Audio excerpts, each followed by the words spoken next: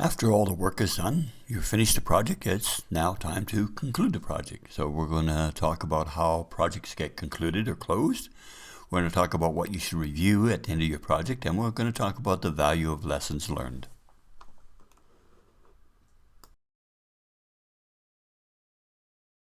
So basically only two things to talk about in this module: conclude the project and what we can review and what we can actually learn.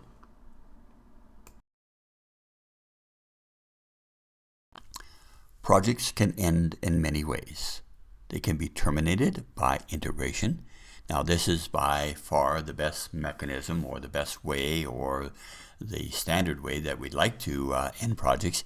And what we mean by integration is our project is successful, we delivered what we're supposed to deliver, our product is live and ready to go, and now it's part of operations. The next way a project can be terminated is by starvation. Basically means it goes on too long, funding dries up, resources go away, it just starves to death, and the project falls into the wasteland and never gets reopened. The next way it can be by extinction, and what this means is that you're going along doing a project on a particular technology or a particular area, and now all of a sudden a new technology or a new product comes out that makes what your project is all about obsolete. So it would be foolish to continue on that path when there's a better way to do it, a new product or a new approach to do things. So you just let it die and probably create a new project. There's some other ways that can happen. One is politics. If you're doing something from a government standpoint, regardless of what level of government it is, a new government comes in, they may not like that project, so they cancel that project and then set up a different project, maybe, or just cancel it because they don't like it, just a different viewpoint. And then there's events. There's some major events that can happen. For example, we can have floods and hurricanes and viruses and all kinds of things like that that can really affect the bring about the end of a particular project. Now, all of these things have no reflection on the project manager or the project team. All of the ways that we can conclude a project are not negative. So, for example, if a project starves and it has no funding, it doesn't mean to say that the project team wasn't good. It doesn't mean the project manager wasn't good. These are just ways that projects can actually be terminated.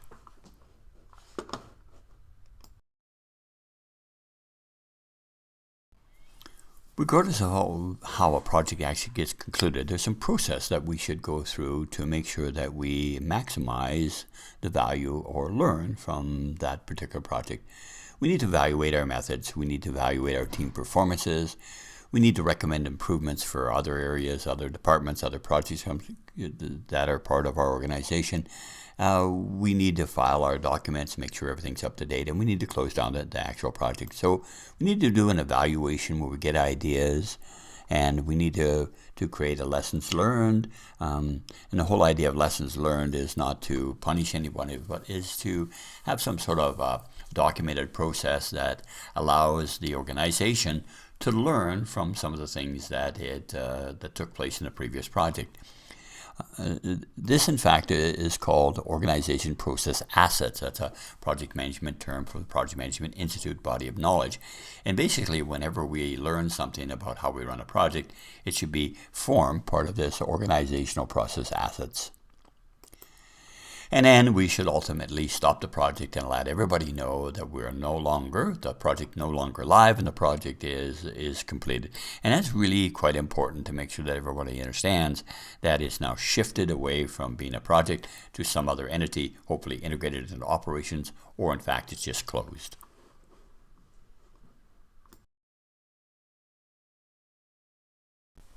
Now let's look at some common closeout activities that need to take place when we close down a project, again, regardless of how we close down the project. First of all, we must obtain a client sign-off to make sure that the client is happy with all the things that we delivered, that we're commissioned to deliver. We should identify any outstanding items for an enhanced list or for future projects. We should complete all the project documentation, make sure it's up to date. We should address any outstanding major issues that are there, and we should close out any contracts that are there.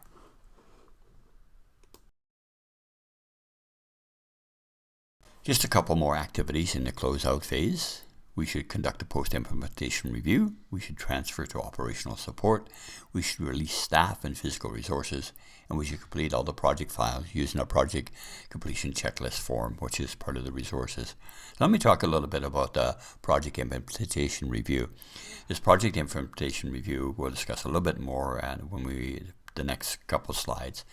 When we talk about transfer to operational support, make sure that operations, whoever's going to take over the project and implement and use the actual product, is they understand what is there and what impact that's going to have on their operations from a staffing standpoint, from a resource standpoint.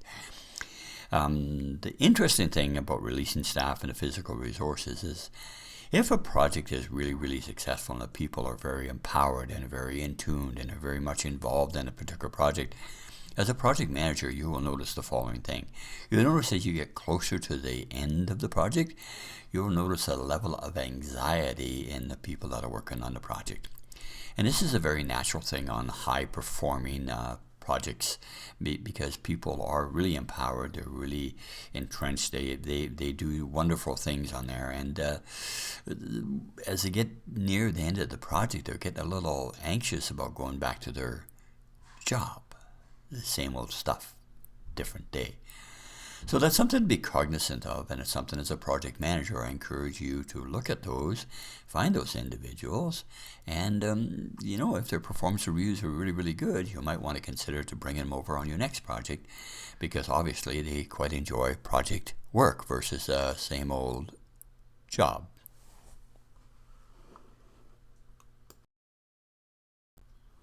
Let us now turn our attention to review, what we need to review as part of the closeout phase of a project. The post-implementation review is an interesting exercise because what it does is compare reality versus what we were committed, so our plan to what actually happened. It also allows us to identify lessons learned, things that we could learn from this particular project. More importantly, it should help us refine our project management processes and other processes, and also determine what the next steps are. Just to conclude or do a summary, we want to make sure when we do a project closeout that the project is completed. People have signed off on it. We let everybody know project's done. We now focus on operational support phase and follow-up projects. And the post-implementation review of the deliverables of what we've done actually should not be conducted by the project team, by your project team. You should allocate funding for that, and the actual post-implementation review should be done 3 to 6 months after the project is being completed and is now operational. Now, the reason for that is it's got to do with learning and adjusting. As a new product or a new service comes into operation in an organization, there's those people that are for it and are very excited about it and people that are against it. So what we do is we allow 3 to 6 months to sort of flatten out the curve, and we sort of get a truer picture of the value or the benefits of that actual project and what it was intended to do. So often the post-implementation review can also be called a benefit realization review, but it should be done by independent, not your project team, but another group of individuals that will assess that based on some criteria that your team would actually produce.